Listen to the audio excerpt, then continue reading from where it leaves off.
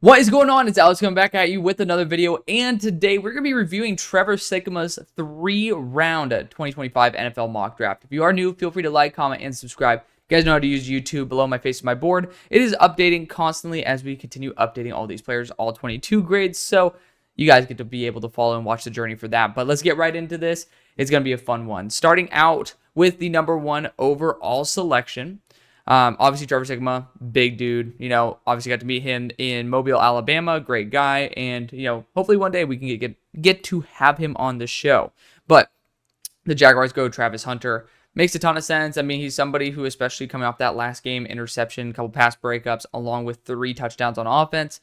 He had literally the best possible ending to what he could probably ask for at his career at Colorado. Jacksonville is getting themselves a difference maker, whether it is on offense or defense. And #2, the Raiders go Shedeur Sanders. All the connections lead up to it. Makes a lot of sense. I'm not going to be one to disagree with it. Not a huge fan of the quarterback class, but I made that very clear on multiple occasions, on multiple other videos. Let's save ourselves the time for another monologue. At #3, we have the New York Giants going Cam Ward. And again, it's just like, no shocker here. This is a relatively solidified top 3, technically relatively solidified top 4, but I do think there's more discussion with the Patriots selection. So we're just kind of reordering it, so to speak, because the Raiders are ahead of the Giants here. But the Patriots end up going after Tetairoa McMillan.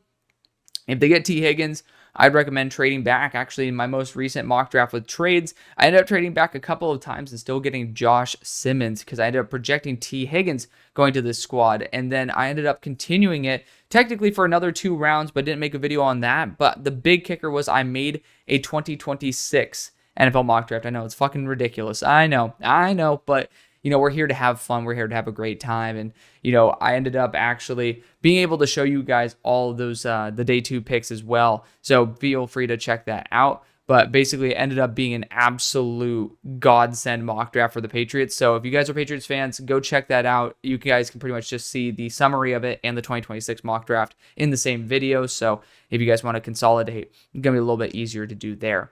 At #5, the Panthers go Mason Graham. I've seen a lot of people suggesting this. I'm not against it. Mason Graham's he's one of those guys who gets those quick wins, and I think he could be a bit more consistent, but Derek Brown being the anchor there allows me to feel comfortable with Mason Graham being a big impact as well.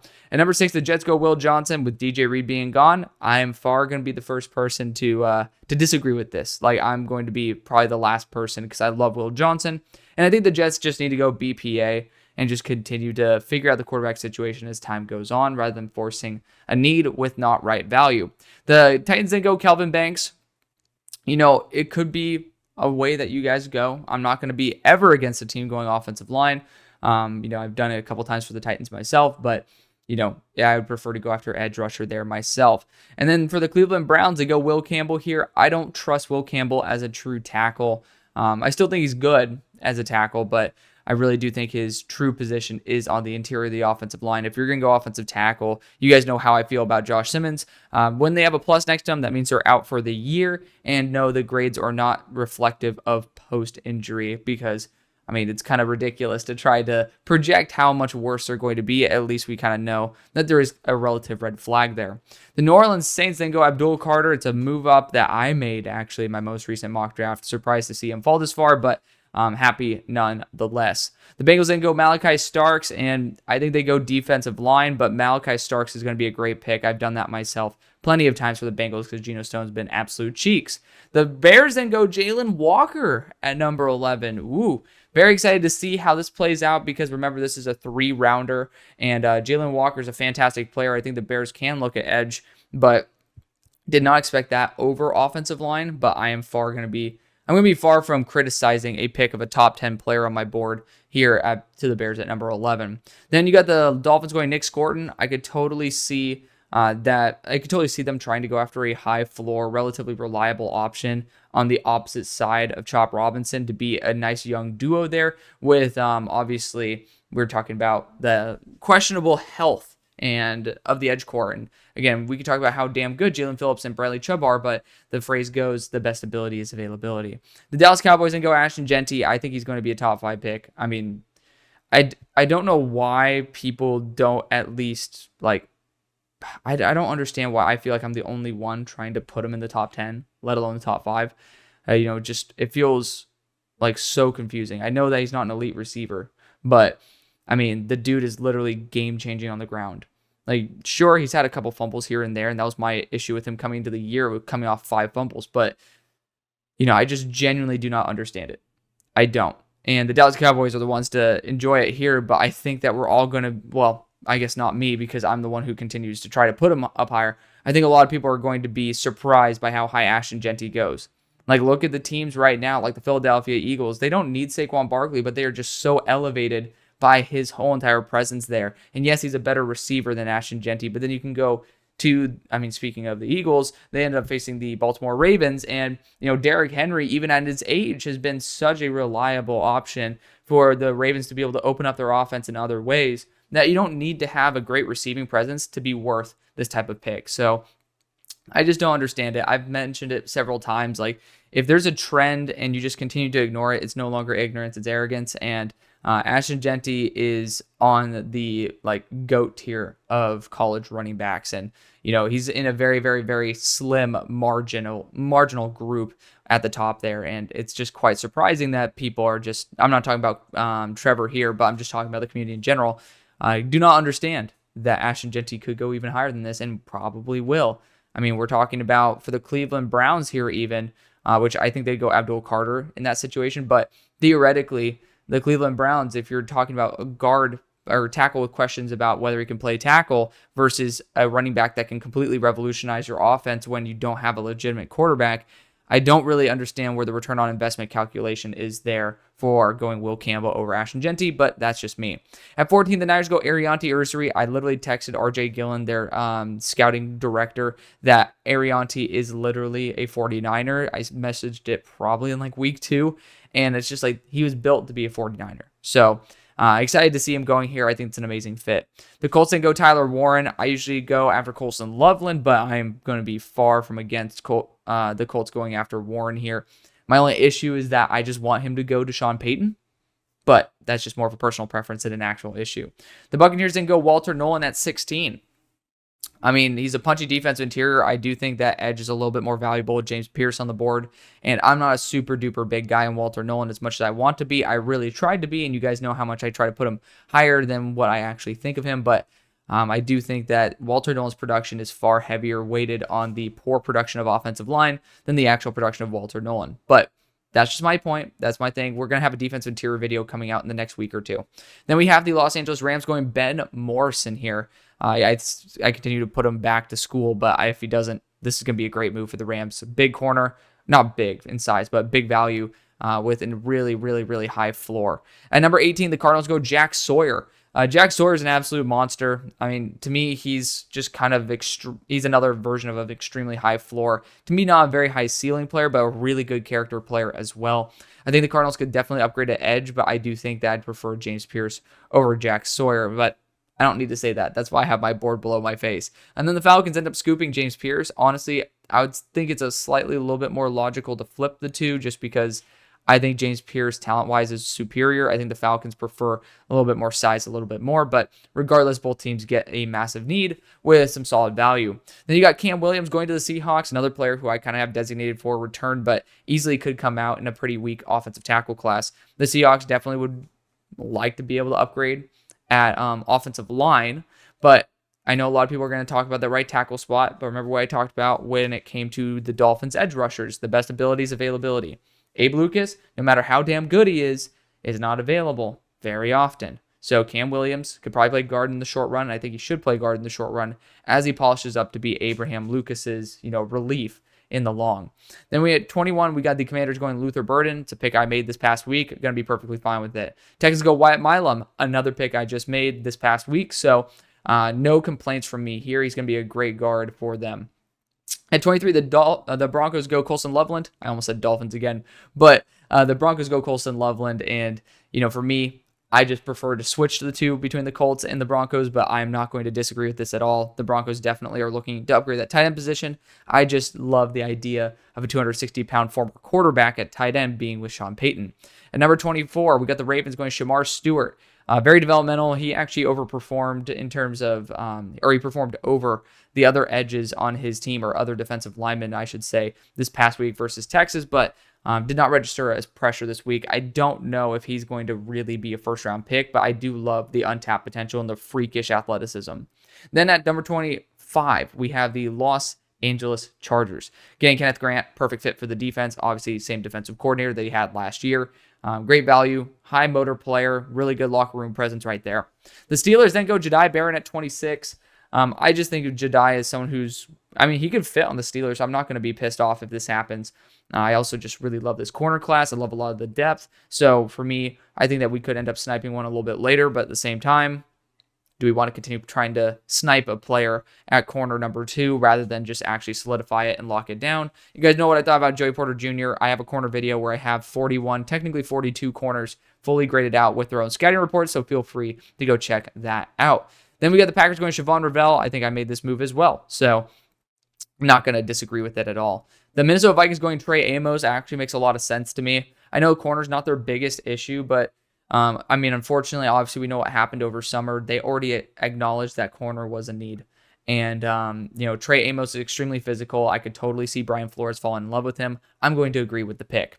The Eagles then go Michael Williams here at 29. Michael was the lowest graded defender for Georgia this past week in a pretty damn close game with GT. So, just not a great look, in my opinion, for him, only registering 1 pressure there as well. He's extremely developmental. I guess that's what Vic Fangio loves, and you're getting someone who is a prototypical number 1 overall pick build. But you obviously have some questions there. But yes, I do think it's very realistic for him to go there. The Bills then going Jahad Campbell at 30. I do think it's a little bit early to go for the Bills to prioritize linebacker over the quality edge rushers that are available and the multitude of other players that I think might be superior to Jahad Campbell. But that's just me. I'm not a huge fan of the linebacker class. Of course, I don't have an official grade on Jahad Campbell. I'll put my name out there, but I've watched him. It's just, again, all 22 grades for the linebackers are coming up after defensive interiors. So keep that in mind. It's on the rotation. At 31, the Chiefs go Josh Simmons. Fantastic player. You guys know where I have him on my board because he's directly below my face. But, I don't think the Chiefs need to be playing around with rookie offensive linemen. But if you can end up getting a home run pick in Josh Simmons, don't let that stop you. Gray Zabel goes to the Lions to be their guard here at 32. I think this class has so many quality tackle to guard hybrids. I would not really force this one because I can guarantee you at 32, or excuse me, at 64, because apparently they're winning the Super Bowl. But apparently at 64, I think there's going to be some really, really quality options that are maybe 1% less valuable than Gray Zabel at a pick that is far less valuable. So that's my opinion right there. But at 33, the Jaguars go Emeka Egbuka. Again, I know that Trevor thinks that Hunter will be a corner and it can moonlight a wide receiver. So in that case, you can use Emeka in the Christian Kirk role going forward. I think that's fine. The Raiders then go Amarian Hampton here. I hope they value running back to this degree. Amarian's been fantastic this year. I went Darian Porter in my own mock draft this past week, so I think it's perfect. Or excuse me, for the Giants, I went Darian Porter. So I'm full in agreement here. The Patriots then go Tyler Booker at 36. And I'm trying to remember, I think, because I had him designated as a returner in the most recent mock draft and then had him go in 2026. I'm pretty sure the Patriots, so spoiler alert, I've only been talking about the 2026 mock draft for the Patriots, but I think Tyler Booker was the pick too. So I totally agree. I could definitely see that happening. The Bears then go T.J. Sanders at 37, going back to South Carolina for another defensive interior. I think it's time to stop ignoring the offensive line, though. I do really want to see how this unfolds, though, before I make a final decision. The Jets then go Jalen Milroe, another guy who I say needs to go back to school, has not polished up remotely enough to go to the NFL. And it's good for Jalen Milroe to go back and get more polished because he's going to get a higher draft pick. He's also going to have more success in the NFL. Even if he is going to go top 10, I just tell him don't do it.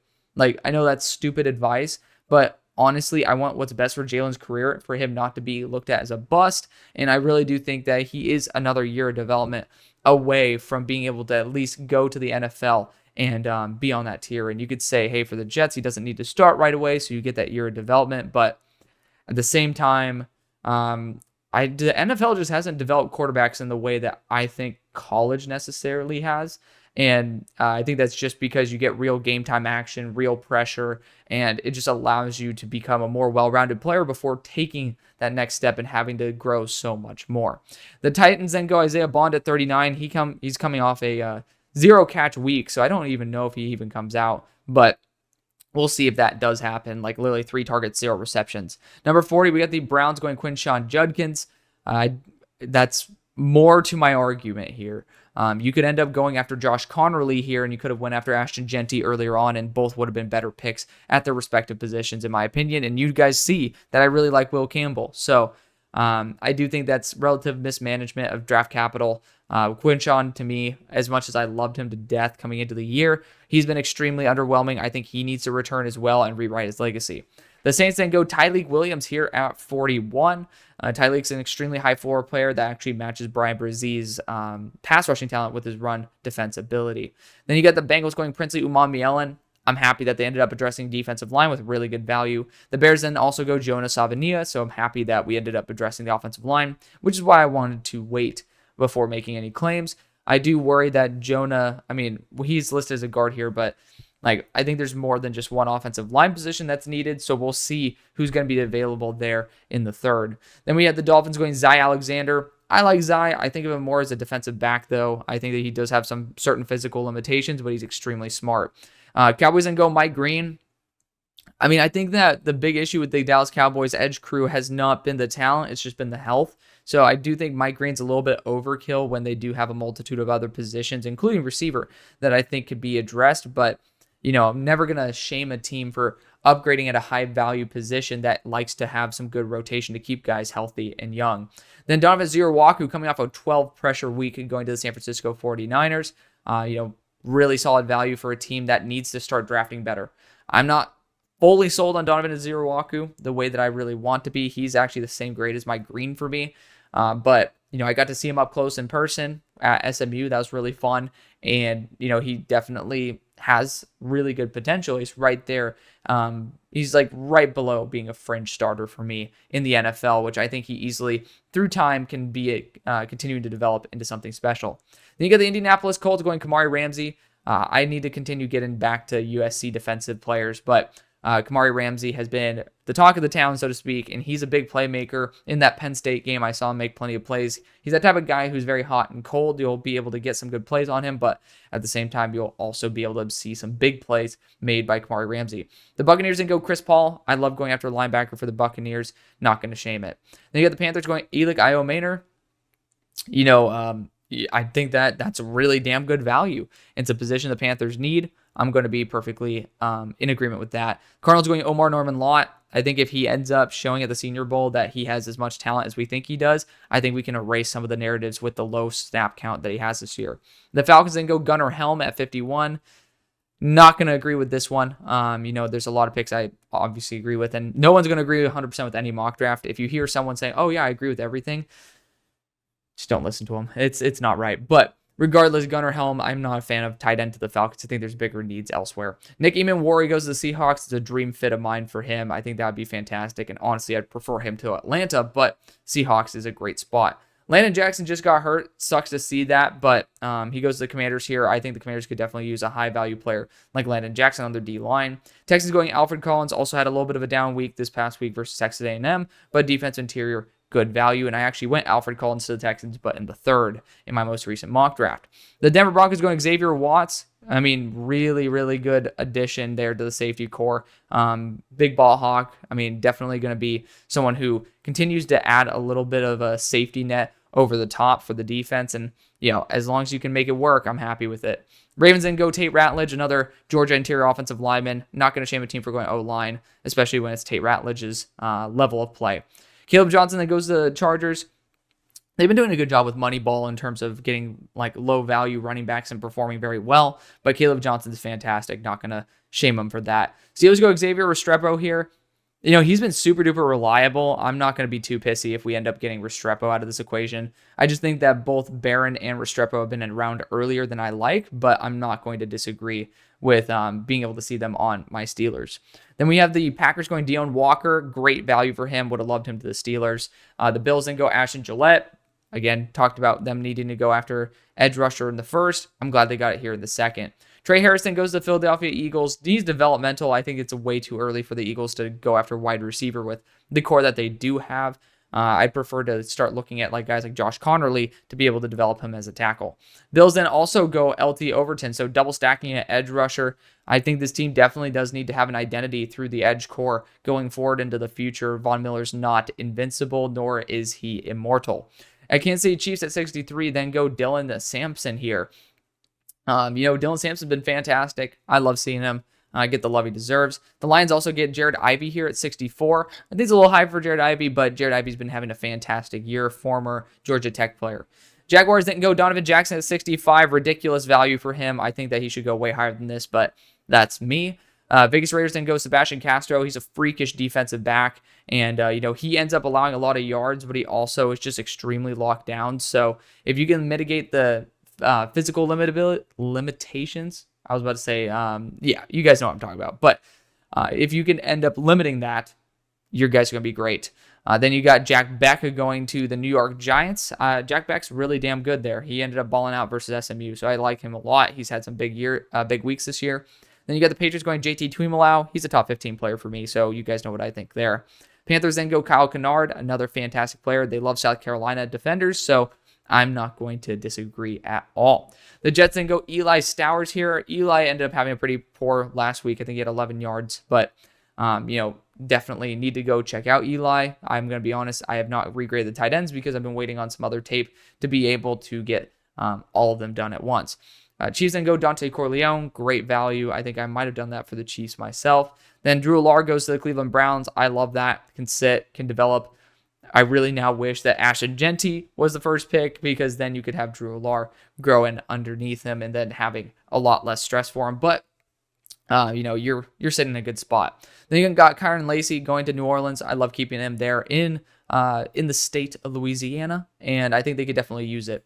That's it at 74. Dude, English is tough for me when I'm trying to haul ass through a mock draft. But Cincinnati Bengals go Derek Harmon. He should be going a lot earlier than this, but at the same time, the Bengals end up maxing their value there. The Bears going after Max Hairston here. When you do have Josh Connerly on the board, I do really question that.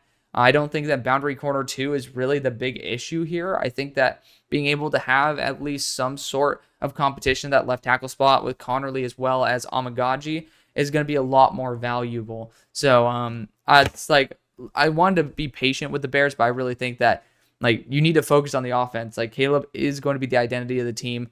The defense already is talented. You don't really need to start. Unless you spend a lot of money on offensive line talent, I do think that this is a little bit too heavily weighted on defense. Eagles going to go Jeffrey Bossa. Jeffrey Bossa is a monster. I noticed him coming into the year when I thought he was playing safety because he was number 2, but really, really, really good player. Doesn't get enough love, so I'm glad to see him here. Dale Jackson goes to the Cowboys. I love going defensive interior for him. Osa Odighizuwa is gone, so you get to end up having a really good player there.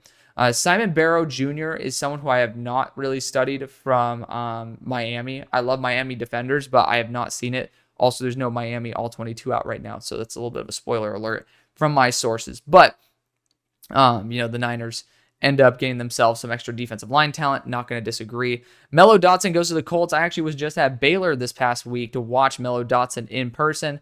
That wasn't the only reason I was there. Obviously, my girlfriend is a Baylor student, but, Baylor nursing student. So we got to go as alumni. But we got to be able to see Mello Dotson, got to be able to see Kobe Bryant and all the other guys. And Mello got kind of cooked. I'm just going to be real. Mello did not look as good as he did at All-22 in person, but I also didn't have him as someone who I had confidence in starting in the NFL. I think he does have the foundation to where he could, though. Lathan Ransom goes to the Buccaneers at 80. I think if healthy, he might be the best safety in the class. So this is a really good pick. Marcus Bowe goes to the Rams. I think that this is a little bit questionable because the Rams paid 2 offensive guards, and Marcus Bowe, as much as I love him, friend of the show, I don't really have faith in him as a pure offensive tackle based on my studies to the same degree that I have of him on the interior. I think that someone like Josh Connerly, who went to their division rivals next, would have been a more wise selection, but he ends up going at 82. Josh Connerly has some of the most crazy stop reps that you ever seen. He will stop someone in their tracks. So I really do like that about him. But, the consistency can improve. And this past week, he ended up ending his year off on a real big high note for the regular season before the playoff. He and Johnny Cornelius ended up doing very well. Jonas Sanker, defensive back out of Virginia, goes to the Falcons. It's another reason why I think Nick Eamon-Warry in the second would have made a lot more sense. And you could have went Mason Taylor here, but we'll get to him in a second. Kevin Winston goes to the Seahawks and pairs up with Nick Eamon-Warry. Interesting value there, but Kevin Winston, dealing with some injuries this year. The Commanders then go Mason Taylor. People tried to shit on me because I wasn't a huge fan of the tight end pick in the second round last year. And, well, he hasn't done anything, unfortunately. And it's really unfortunate because I drafted him in Dynasty Fantasy, and he has not done remotely anything. I don't even know if he's gotten more than like a catch this year. But Mason Taylor is a really good route running tight end. I think that's certainly solid value there. In the third round, Houston Texans 86 go Charles Grant, freakish athlete there at 6'4", 300. Excited to see him there in Mobile. Denver Broncos then go Quindarius Robinson. He's actually a 20% pass rush win rate guy. So, I've studied LT Overton, haven't really seen him pop off to the same degree, but I'm excited to look back and maybe I'll love him even more. The Ravens then go Trey Henderson here at 88. Trey Henderson's coming off a bad week. He'll probably be on the duds part of studs and duds. Chargers end up sniping Harold Fannin here, who is coming off also a pretty bad week. I think 47 yards, but also 2 drops, which, Harold Fannin doesn't drop the ball, so it's quite surprising that he had a couple to end off his regular season. Then you got the Steelers going to Armand Membu. I would be such a big fan of this. You can kick him into guard as well. I really do think James Daniels might be my comp for him as an interior offensive lineman, which is a perfect fit for obvious reasons. Then you got the Packers going Kyle Monangai here. Kyle Monangai is a great running back. He's just been super reliable. I don't know if he's going to be on the same tier that I think that some of the other running backs are at the moment, but he's a really good guy nonetheless. Billy Bowman goes to the Vikings at 92. He also was a bottom of the barrel player this week in terms of grades for Oklahoma. Ended up having a little bit of a struggle bus week, but really good player for the high-level plays that he makes. I think he could end up being someone who's better in the NFL than he was in college. Kobe Hudson then goes to the Eagles at 93. Didn't Trey Harris go to the Eagles? Yeah, I'm going to just be honest. Not a fan of this Eagles draft at all. I'm just going to put myself out there. And you guys, I obviously all respect to Trev. This is like business, nothing personal, but not a good draft at all for Philadelphia. Doesn't make any sense to me. Just personally, you don't draft 2 receivers in the second and the third round when, for obvious reasons, you do not have the capability to make them worth those picks. It just doesn't make any sense. Bills end up sniping Azariah Thomas here. You guys know how I feel about him. Number 9 player on my board. Then we have the Chiefs then going after Josiah Stewart. Makes a lot of sense since they ended up getting Uche in, and he's going to play literally that same role. Then we have the Lions going Jalen Royals at 96. He's going to be showing up at the Senior Bowl after ending the year on a foot injury. I'm going to be super excited to see him in person because he was well worth this pick well before he got injured. Then we have the Dolphins going Torrey Horton, another player who's out for the year, great after the catch, not really very athletic in my opinion, but good player nonetheless. Dolphins also go after Andrew Makuba at this point. Andrew Makuba is a real quality defensive back, ended up coming off the year with, I believe, an interception and a pass breakup this past week. So good job for Makuba. The Niners then go Evan Stewart, who's coming off actually a bad week. He actually was targeted 4 times, got 1 ball, and had a couple of drops as well. So he's going to be on the duds list.